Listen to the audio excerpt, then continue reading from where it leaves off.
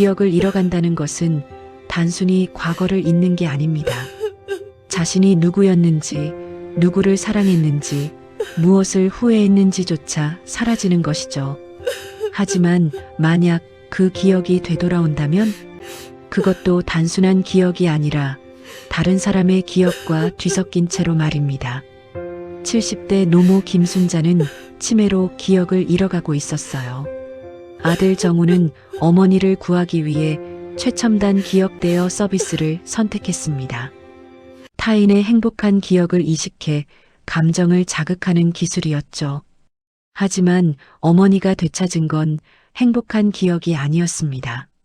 40년 전 실종된 남자의 이름, 숨겨진 사랑, 그리고 불타는 밤의 비밀. 기억은 구원이 될 수도 저주가 될 수도 있습니다. 진실을 마주한 순간 그들의 삶은 돌이킬 수 없는 길로 접어들게 됩니다. 자, 지금부터 무슨 특별한 사연이 있었는지 지금 바로 시작해 보겠습니다. 어머니의 눈빛이 점점 흐려지고 있었어요. 처음엔 사소한 것들이었죠. 냉장고 문을 열어놓고 뭘 꺼내려 했는지 잊어버리시거나 제 이름을 부르다가 멈칫하시는 일들이요. 하지만 시간이 지날수록 증상은 심해졌습니다. 어느 날은 저를 보고 낯선 사람 취급하셨어요. 누구세요? 왜 우리 집에 들어와 있는 거죠? 그 말을 들었을 때 가슴이 무너지는 것 같았어요. 45년을 함께 살아온 아들을 어머니가 알아보지 못한다는 게 믿기지 않았죠. 병원에서는 알츠하이머 진단이 나왔습니다. 의사는 차분하게 설명했어요. 현재로선 진행을 늦출 순 있어도 완치는 어렵습니다. 환자분의 기억은 계속 퇴행할 겁니다. 저는 포기할 수 없었어요. 아버지가 돌아가신 후 어머니는 저 혼자 키우셨거든요. 새벽부터 밤늦게까지 일하시며 대학까지 보내주셨죠.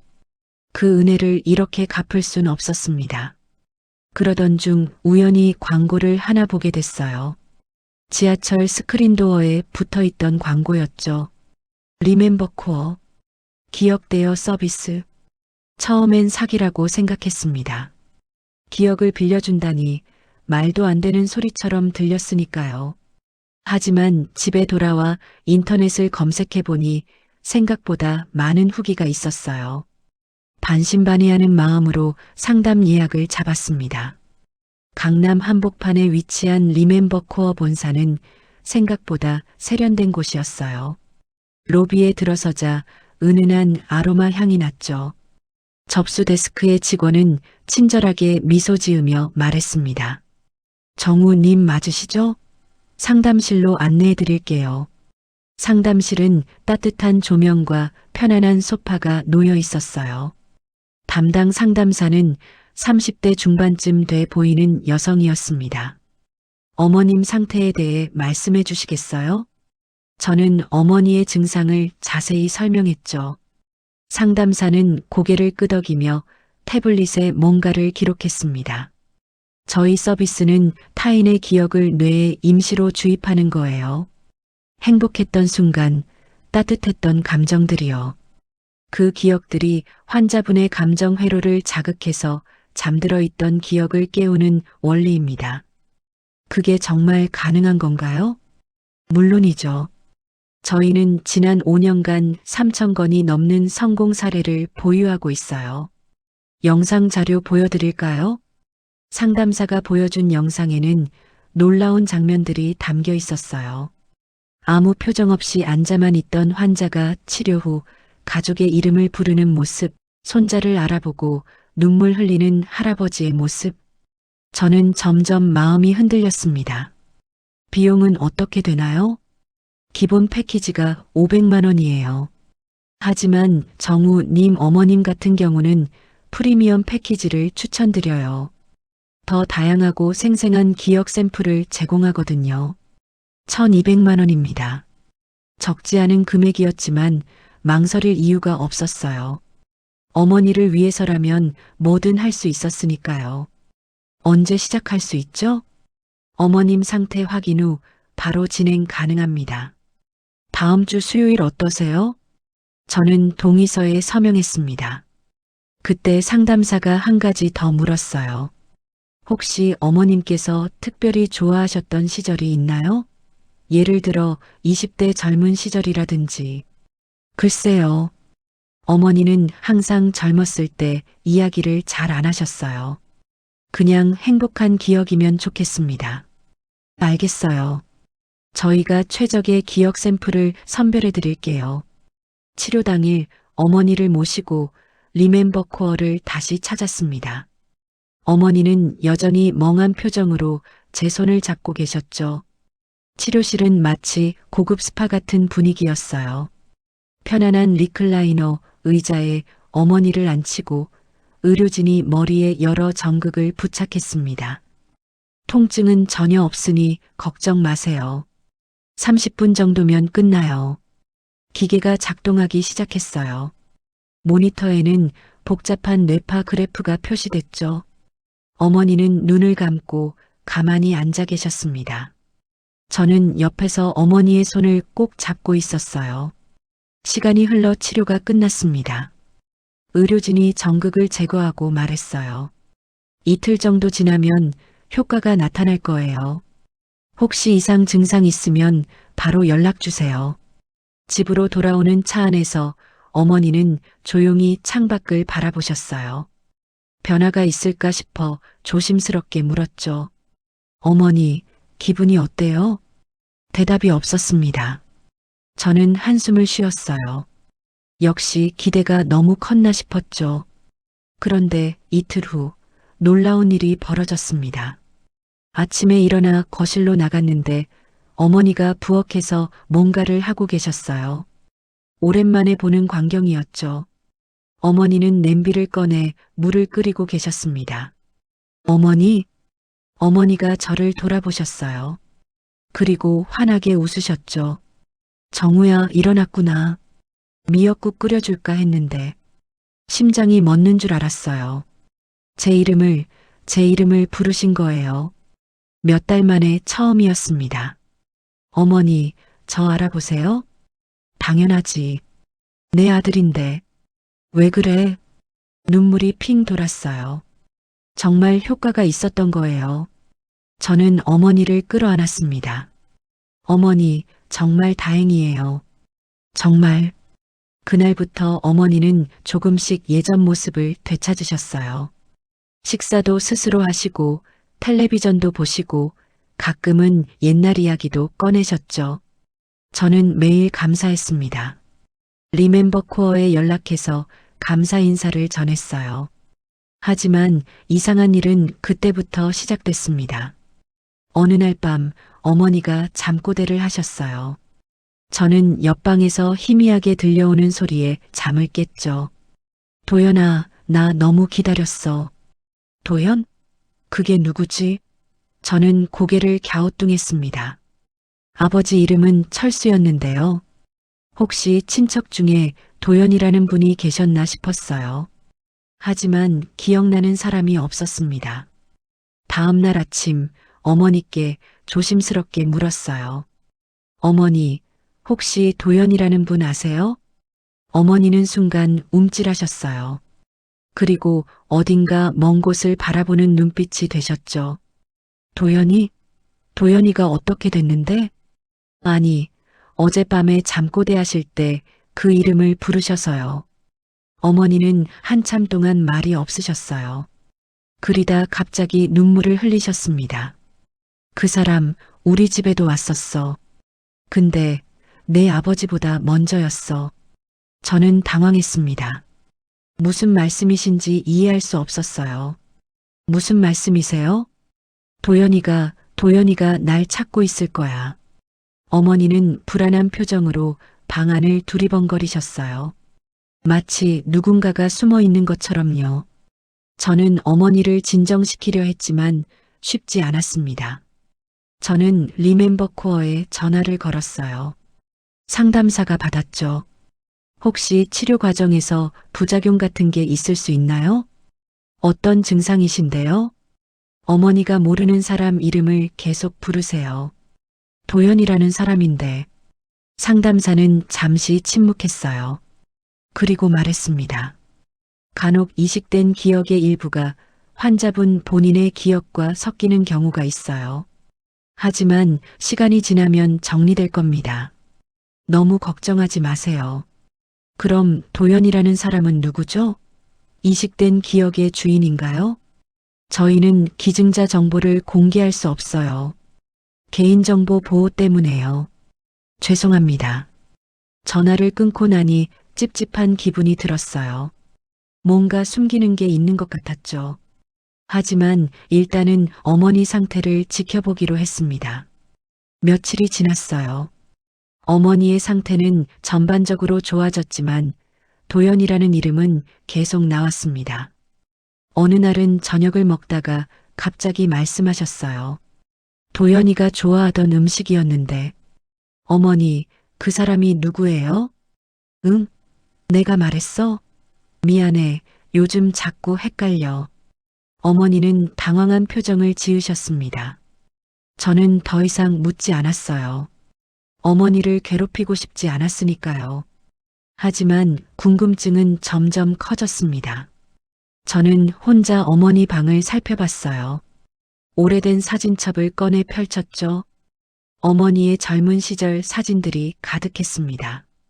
아버지와 함께 찍은 결혼 사진, 저를 안고 있는 사진. 그런데 한 장의 사진이 눈에 띄었어요. 어머니가 누군가와 함께 찍은 사진이었는데 그 남자의 얼굴 부분이 찢겨나가 있었습니다. 왜 이렇게 해놨을까? 저는 사진을 자세히 들여다봤어요. 배경은 한강 근처 같았고 어머니는 환하게 웃고 계셨죠. 뒷면에는 희미하게 글씨가 적혀 있었습니다. 1983년 5월 도연과 함께. 도연? 그 이름이 또 나왔어요. 저는 사진을 들고 어머니께 갔습니다. 어머니, 이 사진 누구예요? 어머니는 사진을 보시더니 얼굴이 하얘지셨어요. 어디서 찾았어? 방에 있던 사진첩에서요. 이 사람이 도연이에요? 어머니는 사진을 떨리는 손으로 받으셨어요. 그리고 한참을 바라보셨죠. 그래, 도연이야. 내가 사랑했던 사람. 심장이 쿵 내려앉았어요. 어머니가 아버지 아닌 다른 사람을 사랑했다고요? 그럼 아버지는요? 내 아버지도 좋은 사람이었어.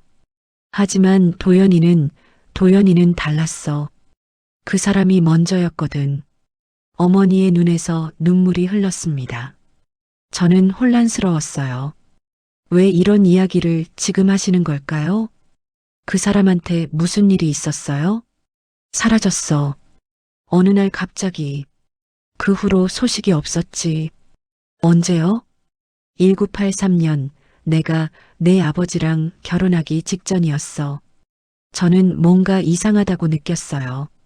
1983년이면 42년 전이에요. 그런데 왜 지금 치료를 받은 후에 갑자기 이 기억이 선명해진 걸까요? 다음 날 저는 리멤버 코어에 직접 찾아갔습니다. 상담사에게 다시 물었죠. 제 어머니한테 이식된 기억 정말 익명인가요? 도연이라는 사람의 기억이 맞지 않나요? 상담사는 난처한 표정을 지었어요. 정우님, 저희는 엄격한 프라이버시 정책을 따르고 있어요. 기증자 정보는 절대 공개할 수 없습니다. 그럼 최소한 그 기억이 언제 시기에 건지는 알 수 있나요? 상담사는 잠시 고민하더니 태블릿을 확인했어요. 198년대 초반의 기억이네요. 젊은 남성의 기억입니다. 198년대 초반. 도연이 사라진 시기와 일치해요. 우연일 리 없었습니다. 그 사람이 지금 어디 있는지 알 수 있나요? 실종자로 등록되어 있습니다. 더 이상은 말씀드릴 수 없어요. 실종자. 제 예감이 맞았어요. 어머니에게 이식된 기억은 박도연이라는 실종자의 것이었던 겁니다. 하지만 왜 하필 그 사람의 기억을 어머니에게 이식한 걸까요? 저는 집으로 돌아와 인터넷을 뒤졌어요. 박도연 실종 사건을 검색했죠. 놀랍게도 기사가 하나 나왔습니다. 1983년 6월 서울 마포구에서 20대 남성이 실종됐다는 내용이었어요. 이름은 박도연. 당시 28살. 하숙집에서 화재가 발생한 날 실종됐고 시신은 발견되지 않았다고 했습니다. 화재. 어머니가 잠꼬대로 하셨던 말이 떠올랐어요. 불이 났어. 내가 구하려 했는데. 이건 단순한 우연이 아니었습니다. 저는 기사에 나온 하숙집 주소를 찾아갔어요. 마포구의 오래된 골목이었죠. 다행히 그 건물은 아직 남아 있었습니다. 낡고 허름한 2층짜리 건물이었어요. 1층에는 작은 슈퍼마켓이 들어서 있었습니다. 슈퍼마켓 주인 할머니께 물었어요. 혹시 40년 전쯤 이 건물에서 화재 사고 있었던 거 아세요? 할머니는 고개를 끄덕이셨어요. 아, 그때. 내가 이 동네 산지 50년 됐는디 그 사건 기억나지? 젊은 남자가 불타 죽었다고 했는디 시신도 못 찾았다더만. 그 사람 이름이 박도연이었나요? 맞아. 착한 총각이었는데. 안 됐지. 결혼도 앞두고 있었다는데. 결혼을 앞두고 있었다. 어머니 말씀이 맞았어요. 혹시 그 사람 약혼녀가 누군지 아세요? 글쎄, 이름은 모르겠고 한두 번 본 적은 있어. 예쁜 아가씨였는데. 저는 할머니께 감사 인사를 드리고 돌아왔습니다. 모든 퍼즐이 맞춰지고 있었어요. 어머니는 박도연과 결혼을 약속한 사이였고 도연은 화재로 실종됐어요. 그 후 어머니는 아버지와 결혼하셨죠. 하지만 왜 어머니는 지금까지 그 이야기를 하지 않으셨을까요? 집에 돌아오니 어머니가 거실에 앉아 계셨어요. 창밖을 멍하니 바라보고 계셨죠. 저는 옆에 앉았습니다. 어머니, 박도연에 대해 더 말씀해 주세요. 어머니는 저를 천천히 돌아보셨어요. 왜 자꾸 그 이야기를 물어? 어머니가 받은 기억 치료, 그게 박도연 씨의 기억이었어요. 어머니는 눈을 크게 뜨셨습니다. 뭐라고? 리멤버 코어에서 확인했어요. 도연 씨는 실종자로 등록돼 있고 그분의 기억이 어머니 뇌에 이식된 거예요. 어머니는 고개를 저으셨어요. 말도 안 돼. 그럴 리가 없어. 어머니, 도연 씨한테 무슨 일이 있었어요? 정말 화재 사고였나요? 어머니는 입술을 떨었습니다. 뭔가 말하고 싶지만 말할 수 없는 표정이셨어요. 나도 잘 모르겠어. 그날 밤 기억이 없거든. 어머니도 그 자리에 있었어요? 어머니는 대답하지 않으셨습니다. 그리고 방으로 들어가 문을 닫으셨어요. 저는 한숨을 쉬었습니다. 뭔가 큰 비밀이 숨겨져 있다는 확신이 들었어요. 그날 밤 저는 잠을 이룰 수 없었어요. 어머니 방에서 또 소리가 들려왔습니다. 문 앞에서 귀 기울여 들었죠. 도연아, 미안해. 내가 너를 지켜주지 못했어. 어머니는 울고 계셨어요. 저는 문을 열고 싶었지만 참았습니다. 어머니에게도 시간이 필요할 것 같았어요. 며칠 후 저는 리멤버 코어 본사를 다시 찾았습니다. 이번엔 상담사가 아니라 경영진을 만나고 싶었어요. 접수 데스크에서 항의했죠. 제 어머니한테 이상한 기억을 이식했어요. 책임자를 만나고 싶습니다. 직원은 난처한 표정을 지었지만 결국 누군가를 불렀어요. 잠시 후 40대 정도 돼 보이는 남자가 나타났습니다. 저는 리멤버 코어 연구이사 박민준입니다. 무슨 문제가 있으신가요? 저는 지금까지 일어난 일들을 설명했어요. 박민준은 심각한 표정으로 들었습니다. 정우님, 일단 사무실로 오시죠. 그의 사무실은 깔끔하게 정돈돼 있었어요. 벽면에는 각종 상패와 인증서가 걸려 있었죠. 그는 저를 앉히고 말했습니다. 솔직히 말씀드리겠습니다. 저희가 사용하는 기억 샘플은 모두 기증받은 겁니다. 대부분 고인이 되신 분들이죠. 박도연 씨의 경우도 마찬가지입니다. 그럼 그분은 돌아가신 건가요?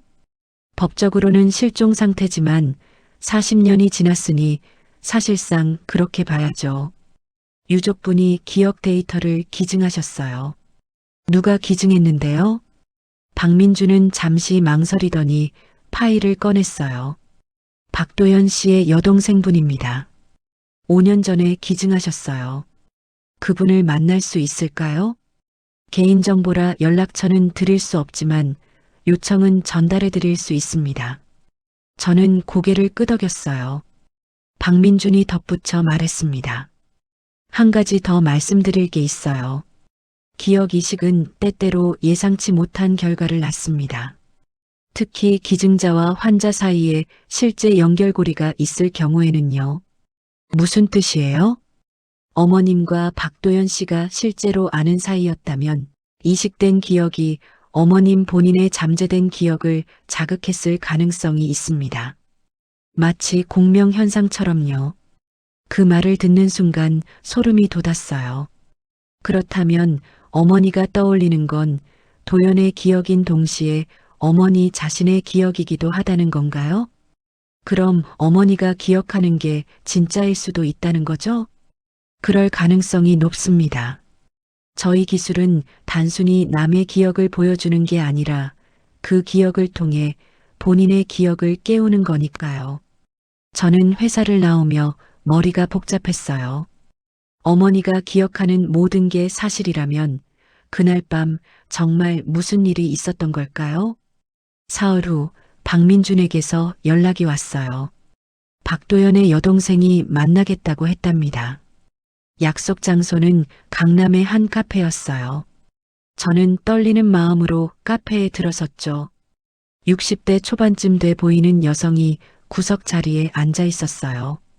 저는 다가가 인사했습니다. 안녕하세요. 정우라고 합니다. 앉으세요. 박선영이에요.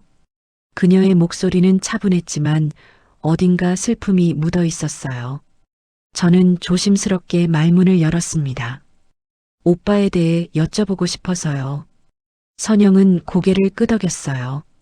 오빠 기억을 받으신 분이 누구신가요? 제 어머니십니다. 김순자라고. 선영의 표정이 변했어요. 놀란 것 같았죠. 김순자 씨요? 정말요? 네, 아시는 분이신가요? 선영은 한참 동안 말이 없다가 천천히 입을 열었어요. 오빠가 사랑했던 사람이에요.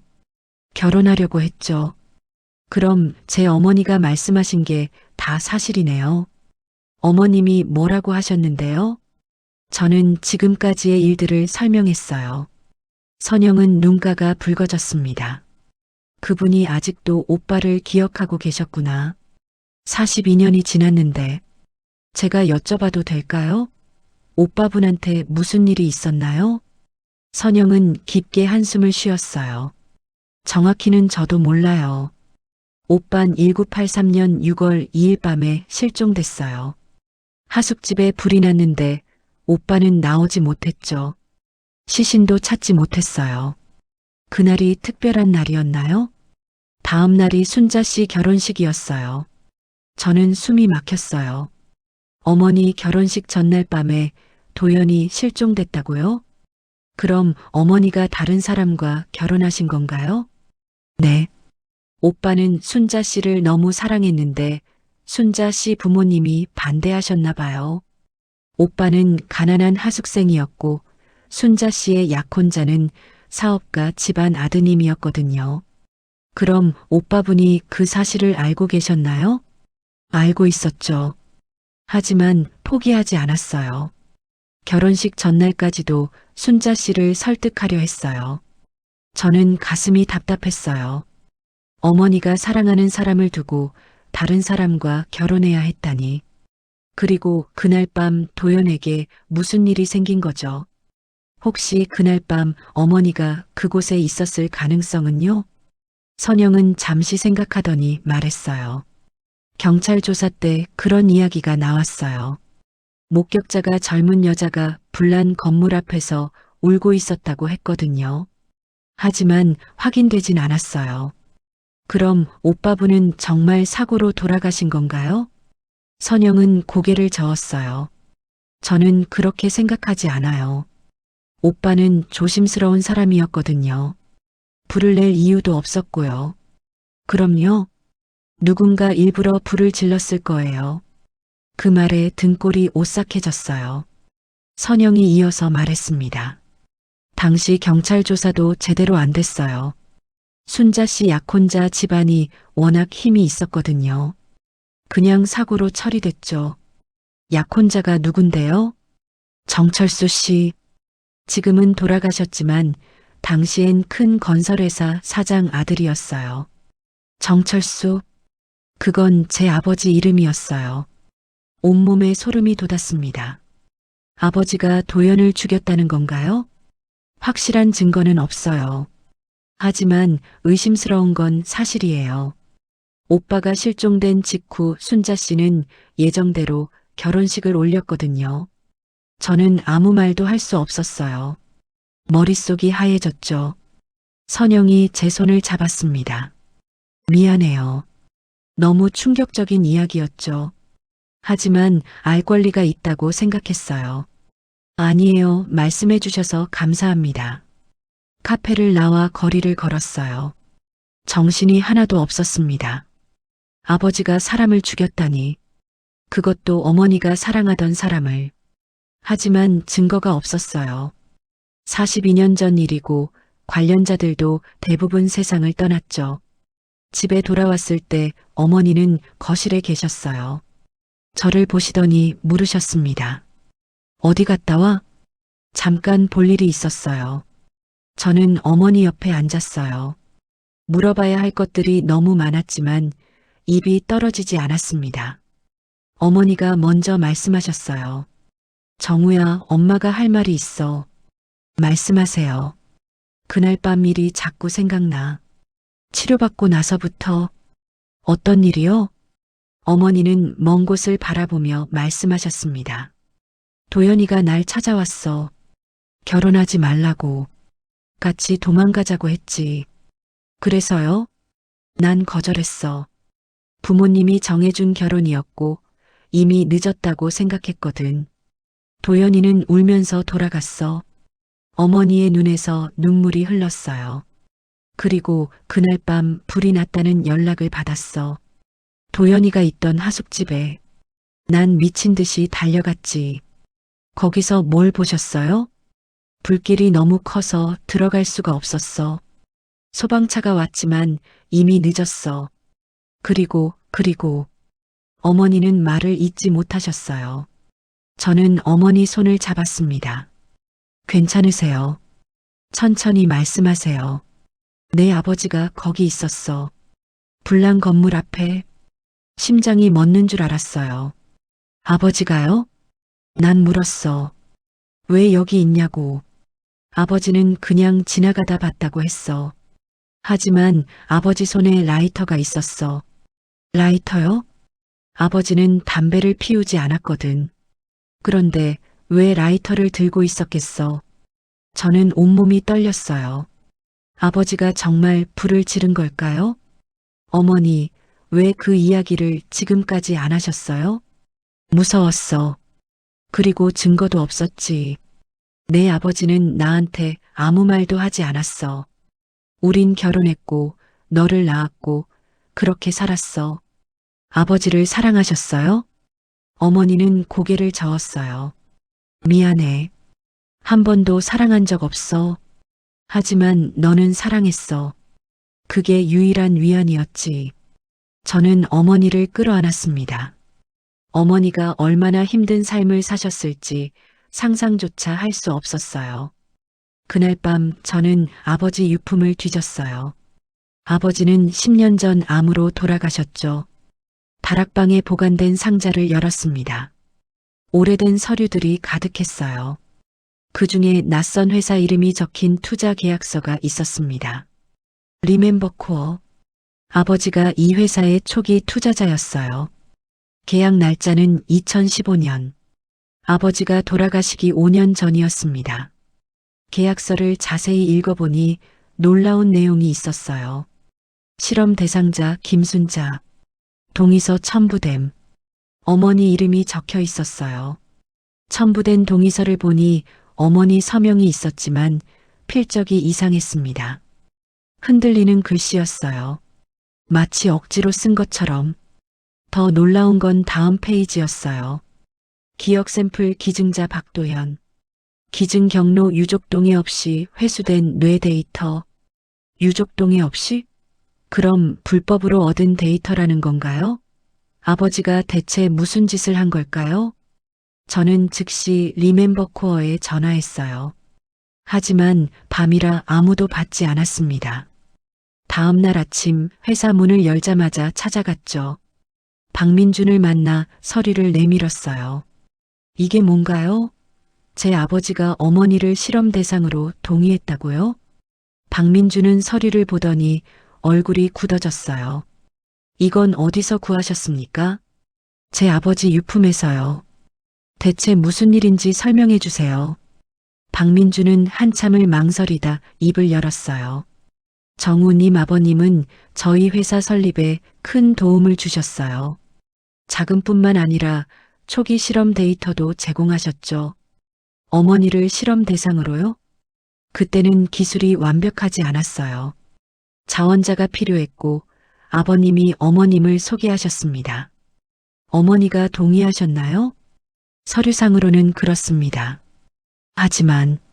하지만요? 당시 어머님은 우울증 약을 드시고 계셨어요. 판단력이 흐려진 상태였죠. 저는 분노가 치밀었어요. 아버지는 어머니를 이용해 실험을 한 거예요. 그리고 박도연의 기억을 어머니에게 심은 겁니다. 왜요? 죄책감 때문인가요? 박도연의 기억은 어떻게 얻은 건가요? 박민주는 대답하지 않았어요. 저는 책상을 쳤습니다. 대답하세요. 정우님, 진정하세요. 이건 매우 복잡한 문제예요. 복잡하기는요. 불법 아닌가요? 당시 기준으로는 애매한 영역이었어요. 뇌 데이터에 대한 법적 규제가 없었거든요. 그래도 유족 동의 없이 가져간 거잖아요. 박민주는 할 말이 없는 듯 입을 다물었어요. 저는 서류를 집어들고 나왔습니다. 경찰에 신고해야 할까 생각했지만 무엇을 신고해야 할지 막막했어요. 42년 전 화재 사건? 10년 전 불법 실험? 집으로 돌아가는 길에 선영에게 전화했어요. 혹시 오빠분 유품 중에 특별한 게 남아 있나요? 왜요? 기억 데이터가 어떻게 수집됐는지 알고 싶어서요. 선영은 잠시 침묵하더니 말했어요. 오빠 하숙방에서 나온 물건들이 몇 개 있어요. 집에 보관 중이에요. 볼 수 있을까요? 내일 오세요. 주소 보내드릴게요. 다음 날 선영의 집을 찾았어요. 작은 아파트였죠. 선영은 저를 안으로 안내하며 상자 하나를 꺼냈습니다. 여기 있어요. 오빠 물건들. 상자 안에는 오래된 사진들, 일기장, 그리고 카세트 테이프 몇 개가 들어 있었어요. 저는 카세트 테이프를 집어들었습니다. 이게 뭔가요? 오빠가 순자 씨한테 주려고 녹음한 거예요. 편지 대신이었죠. 들어봐도 될까요? 선영은 오래된 카세트 플레이어를 꺼내 테이프를 넣었어요. 잡음이 섞인 목소리가 흘러나왔습니다. 순자 씨, 이 목소리를 듣고 있다면 아마 난 당신 곁에 없을 거예요. 하지만 괜찮아요. 당신이 행복하다면. 다만 한 가지만 기억해 주세요. 내 사랑은 진짜였다는 거. 언젠가 진실이 밝혀질 날이 올 거예요. 그때 난 돌아갈게요. 당신 기억 속으로. 테이프가 끝났어요. 저는 소름이 돋았습니다. 마치 도연이 이 상황을 예견한 것 같았어요. 이 테이프를 어머니가 받으셨나요? 아니요. 오빠가 실종된 후 제가 찾았어요. 전달할 기회가 없었죠. 제가 가져가도 될까요? 선영은 고개를 끄덕였어요. 순자 씨한테 전해주세요. 42년 늦었지만 집으로 돌아와 어머니께 테이프를 들려드렸어요. 어머니는 처음엔 무표정하시다가 도연의 목소리를 듣고 눈물을 흘리셨습니다. 도연아, 어머니는 테이프를 끌어안으셨어요. 저는 옆에 앉아 말했습니다. 어머니, 아버지가 했던 일을 알아냈어요. 무슨 일? 아버지가 리멤버 코어를 만들 때 어머니를 실험 대상으로 삼았어요. 그리고 도연 씨의 기억을 어머니한테 심었죠. 어머니는 놀란 표정을 지으셨어요. 그게 무슨 말이야? 어머니가 최근에 받은 치료가 처음이 아니에요. 10년 전에도 받으셨던 거예요. 다만 그때는 실험 단계라 효과가 약했죠. 그래서 잠재의식에만 남아 있었던 거예요. 그럼 내가 도연이를 계속 기억하고 있었던 건? 네. 도연 씨의 기억이 어머니 뇌에 심어져 있었으니까요. 최근 치료로 그 기억이 깨어난 거예요. 어머니는 고개를 저으셨어요. 내 아버지가 왜 그런 짓을 했을까? 죄책감 때문이 아닐까요? 도연 씨를 죽인 거에 대한. 어머니는 한참 동안 말이 없으셨어요. 그러다 천천히 입을 여셨습니다. 내 아버지는 나쁜 사람이 아니었어. 다만 사랑이 잘못된 방향으로 흘렀을 뿐이지. 어머니는 아버지를 용서하세요? 용서라기보다는 이해하려고 노력해. 아버지도 고통스러웠을 거야. 사랑하는 여자가 다른 남자를 사랑한다는 걸 알면서 결혼해야 했으니까. 저는 어머니의 손을 잡았어요. 어머니는 저를 바라보며 미소 지으셨습니다. 정우야, 엄마가 제대로 기억하고 싶어? 그날 밤 진짜 무슨 일이 있었는지. 위험할 수 있어요. 괜찮아. 진실을 알아야 도연이한테도 미안하지 않을 것 같아. 저는 고민했어요. 하지만 어머니의 눈빛이 확고했습니다. 저는 리멤버 코어에 연락했죠. 어머니가 기억 복원 치료를 한 번 더 받고 싶어 하십니다. 박민주는 망설였어요. 위험합니다. 이미 한 번 치료를 받으셨고 뇌가 불안정한 상태예요. 알아요. 하지만 어머니가 원하세요. 만약 문제가 생기면 저희는 책임질 수 없습니다. 각서 쓸게요. 그러니 치료해 주세요. 결국 박민주는 동의했어요. 일주일 후 우리는 다시 리멤버 코어를 찾았습니다. 이번에는 일반 치료실이 아니라 특수 연구실로 안내됐어요. 이번엔 깊은 기억 탐색을 할 겁니다. 어머님의 잠재의식 깊숙이 들어가는 거죠. 어머니를 의자에 앉히고 여러 장비를 연결했어요. 저는 옆에서 지켜봤습니다. 기계가 작동하기 시작했죠. 어머님, 편안하게 눈을 감으세요. 제가 몇 가지 질문을 할 거예요. 떠오르는 대로 대답하시면 됩니다. 박민준이 부드럽게 말했어요. 어머니는 눈을 감으셨습니다. 1983년 6월 2일 밤으로 돌아가세요. 무엇이 보이나요? 어머니는 천천히 말씀하셨어요. 비가 와요. 내일 결혼식인데 비가 내려요.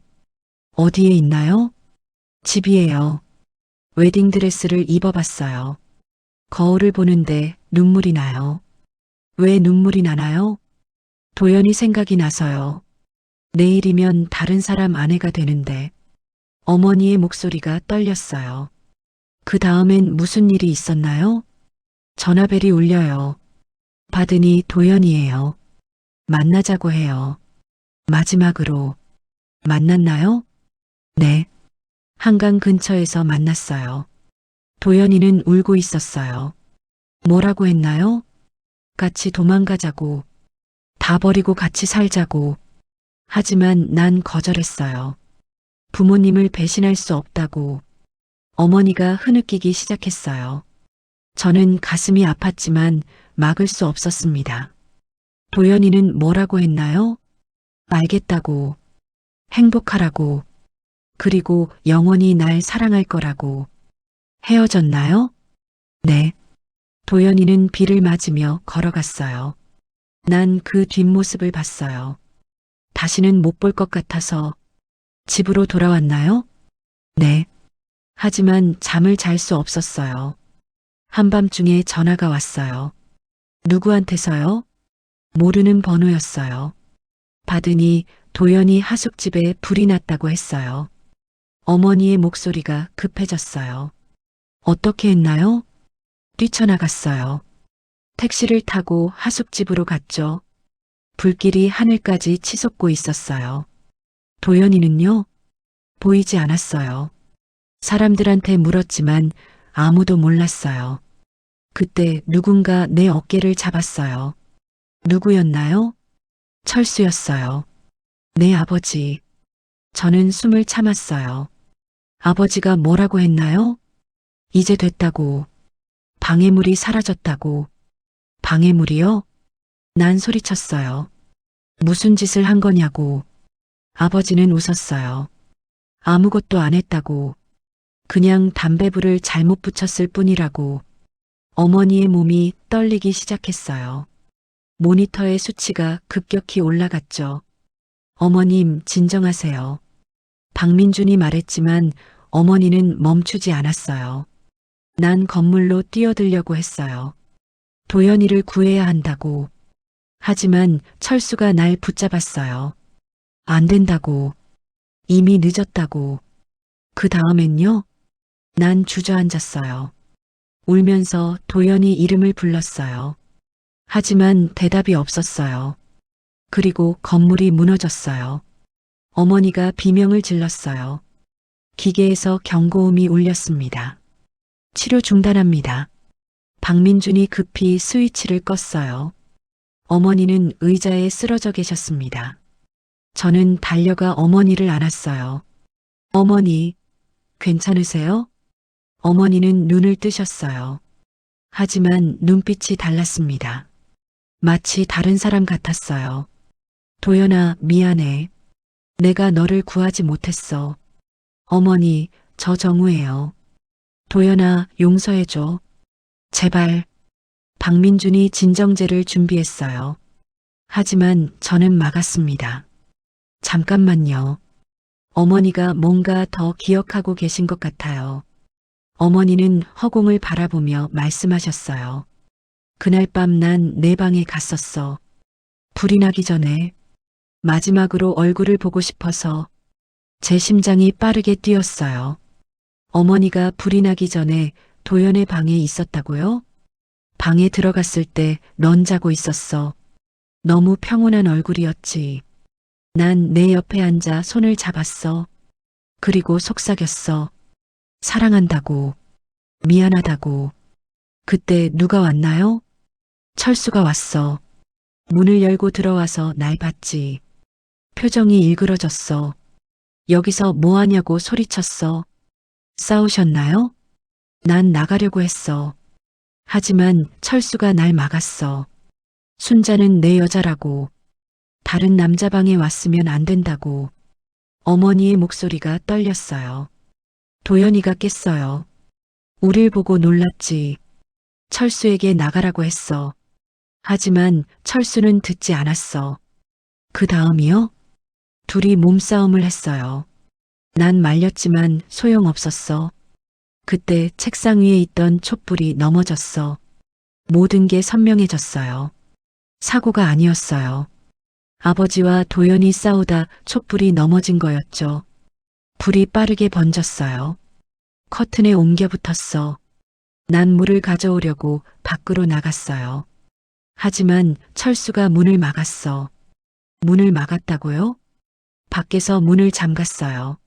난 소리쳤지만 철수는 날 끌고 나갔어요. 도망가야 한다고. 저는 숨이 막혔어요. 아버지가 도연을 고의로 가둔 거예요. 죽게 내버려 둔 겁니다. 난 뿌리치고 다시 들어가려 했어요. 하지만 이미 불길이 너무 컸어. 그리고 소방차 소리가 들렸어. 철수는 날 데리고 사라졌어요. 어머니는 왜 그 이야기를 하지 않으셨어요? 무서웠어. 그리고 철수가 협박했어. 말하면 날 살인 공범으로 만들겠다고. 난 그날 밤 도연이 방에 있었으니까. 증거도 있었어. 무슨 증거요? 내 목걸이가 방에 떨어졌어. 철수가 나중에 그걸 찾아서 갖고 있었어. 보험이라고 했지. 어머니는 숨을 몰아쉬셨어요. 저는 어머니를 꼭 안았습니다. 어머니가 얼마나 큰 죄책감과 두려움 속에 사셨을지 상상할 수 없었어요. 어머니 잘못이 아니에요. 아니야. 내가 그 방에 가지 않았다면 싸움도 없었을 거야. 도연이는 살아 있었을 거고, 그래도 불을 낸 건 아버지예요. 문을 잠근 것도. 박민준이 조심스럽게 말했어요. 이 내용은 경찰에 신고해야 합니다. 살인 사건이에요. 저는 고개를 끄덕였어요. 하지만 어머니가 제 손을 잡았습니다. 정우야, 신고하지 마. 왜요?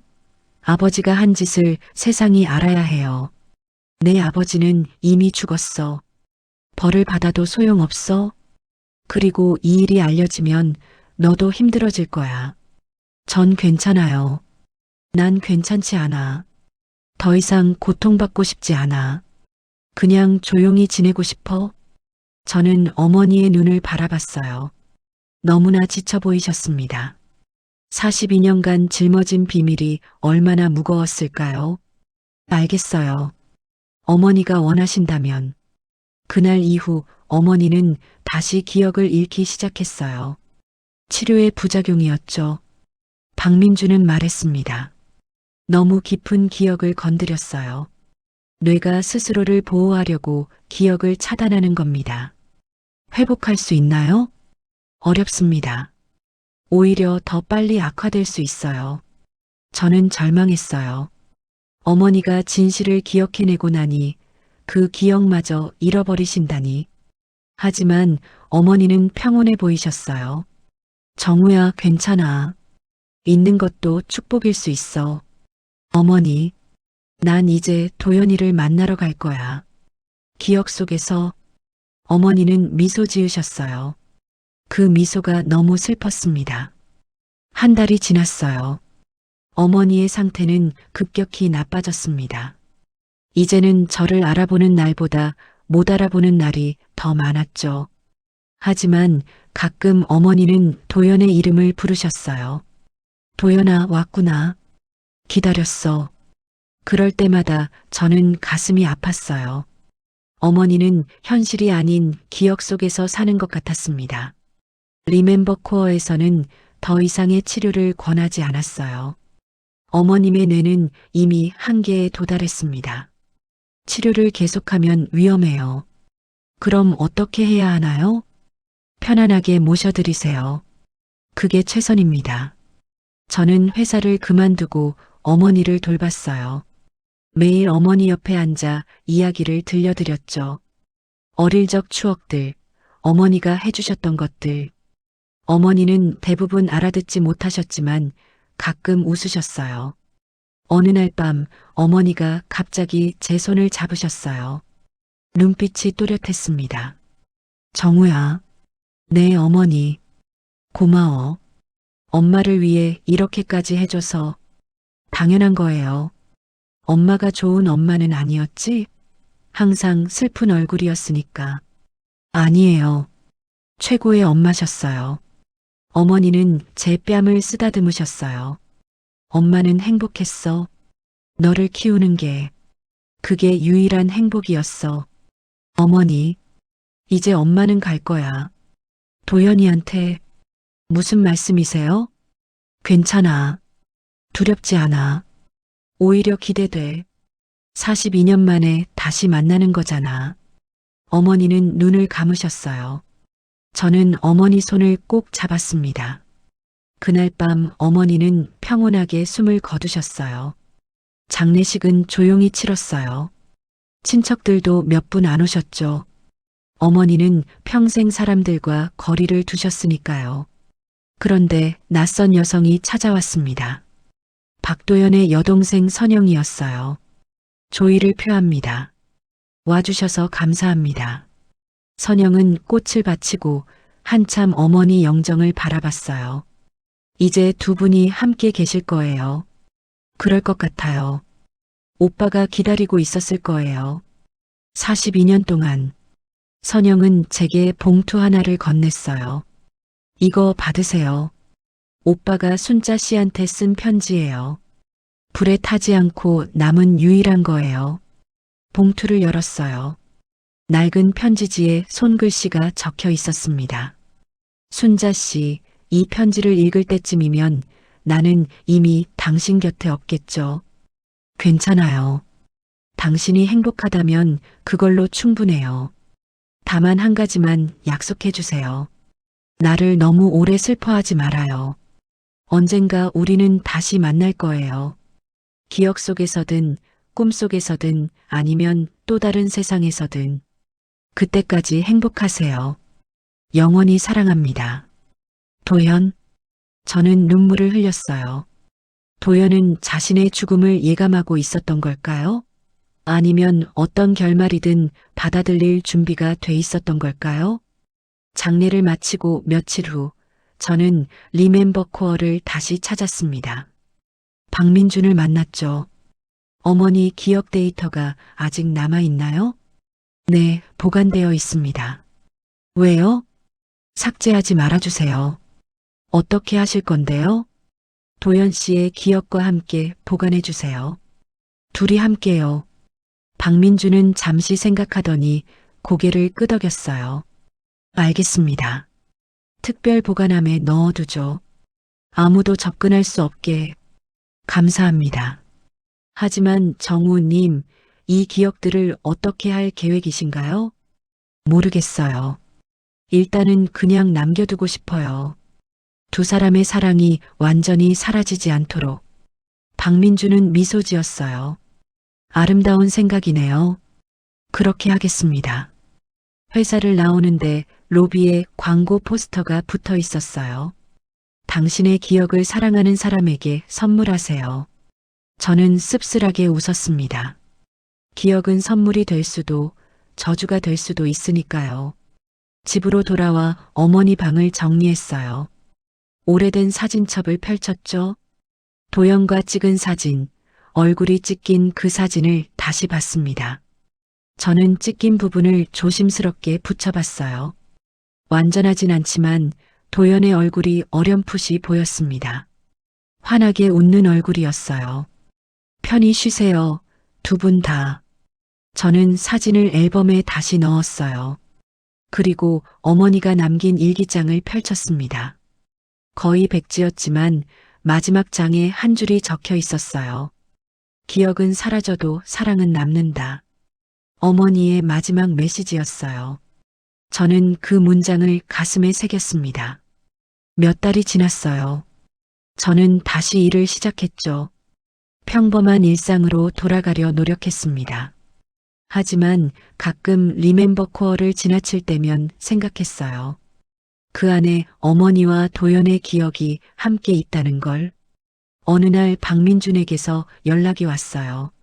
정우님, 특이한 일이 있어서 연락드려요. 무슨 일인데요? 어머님과 박도연 씨의 기억 데이터를 분석했는데요. 신기한 현상이 발견됐어요. 어떤 현상이요? 두 사람의 기억이 서로 연결돼 있어요. 마치 하나의 기억처럼. 같은 장면을 다른 시각에서 본 것처럼 맞물려 있거든요. 저는 놀랐어요. 그게 가능한가요? 이론적으로는 아니에요. 하지만 실제로 일어났어요. 아마도 두 사람의 감정이 너무 강렬해서 기억이 양자 얽힘처럼 연결된 것 같아요. 양자 얽힘. 물리학 용어죠. 두 입자가 떨어져 있어도 서로 영향을 주는 현상. 어머니와 도연의 사랑이 그랬던 걸까요? 그 데이터를 볼 수 있을까요? 특별히 허락해드리죠. 내일 오세요. 다음 날 리멤버 코어를 찾았어요. 박민주는 저를 특수 시청각실로 안내했습니다. 여기서 기억 데이터를 재생할 수 있어요. 마치 영화처럼 볼 수 있죠. 저는 의자에 앉았어요. 박민준이 기계를 작동시켰습니다. 화면에 이미지가 떠올랐죠. 한강변이었어요. 젊은 어머니와 도연이 나란히 걷고 있었습니다. 두 사람은 손을 잡고 있었어요. 행복한 미소를 짓고 있었죠. 화면이 전환됐어요. 이번엔 같은 장면이지만 도연의 시점이었습니다. 어머니를 바라보는 도연의 눈빛. 사랑과 걱정이 섞여 있었어요. 다음 장면은 하숙집이었어요. 도연이 편지를 쓰고 있었습니다. 카메라가 어머니 시점으로 바뀌었어요. 어머니가 멀리서 하숙집을 바라보고 있었죠. 들어가고 싶지만 들어갈 수 없는 표정. 그리고 마지막 장면. 불이 난 밤이었어요. 도연의 시점에서 보이는 화염, 연기, 그리고 문 너머에서 울고 있는 어머니의 목소리. 도연아. 어머니 시점으로 바뀌었어요. 문을 두들기지만 열리지 않는 문. 안에서 들려오는 도연의 목소리. 사랑해요, 순자 씨. 화면이 꺼졌어요. 저는 눈물을 닦았습니다. 박민준이 조용히 말했어요. 두 사람의 마지막 순간이 이렇게 기록돼 있어요. 서로를 부르며 보여주셔서 감사합니다. 정우님, 이 데이터를 공개하면 큰 반향이 있을 거예요. 과학적으로도 인간적으로도 공개하지 마세요. 왜요? 이건 두 사람만의 것이에요. 세상이 구경거리로 삼을 게 아니에요. 박민주는 고개를 끄덕였어요. 알겠습니다. 영원히 봉인하죠. 저는 회사를 나왔어요. 하늘을 올려다봤습니다. 맑은 날씨였죠. 문득 어머니와 도연이 어디선가 함께 있을 것 같았어요. 더 이상 아프지 않은 곳에서 집으로 돌아가는 길에 한강변을 걸었어요. 어머니와 도연이 걸었을 그 길. 바람이 불어왔습니다. 따뜻한 바람이었어요. 마치 누군가 제 등을 토닥이는 것 같았죠. 어머니, 이제 행복하시죠? 대답은 없었지만 저는 알 수 있었어요. 어머니가 미소 짓고 계시다는 걸. 그로부터 1년이 지났어요. 저는 작은 출판사에 취직했습니다. 사람들의 이야기를 책으로 만드는 일이었죠. 어느 날 한 원고가 들어왔어요. 잊혀진 사랑의 기억이라는 제목이었습니다. 원고를 읽어보니 놀라웠어요. 어머니와 도연의 이야기와 비슷한 내용이었거든요. 하지만 작가 이름은 몰랐어요. 편집장에게 물었죠.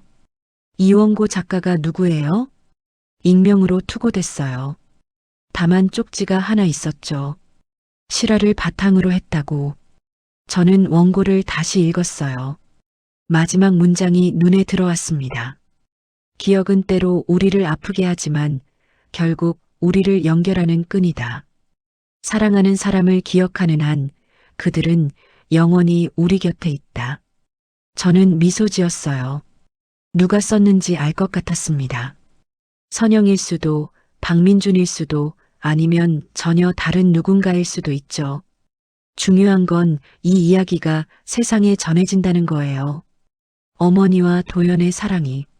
책은 출간됐고 의외로 많은 사람들이 읽었어요. 서점에서 사람들이 눈물을 흘리며 읽는 모습을 봤습니다. 누군가는 리뷰에 썼죠. 이 책을 읽고 돌아가신 할머니 생각이 났습니다. 이제야 할머니를 이해할 것 같아요. 저는 뿌듯했어요.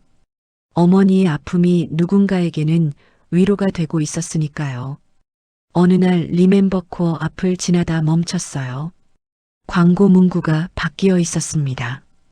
기억은 선물입니다. 소중한 사람과 나누세요. 저는 씁쓸하게 웃었죠. 여전히 사람들은 기억을 사고팔고 있었어요. 하지만 이제는 알아요. 진짜 기억은 사고팔 수 있는 게 아니라는 걸.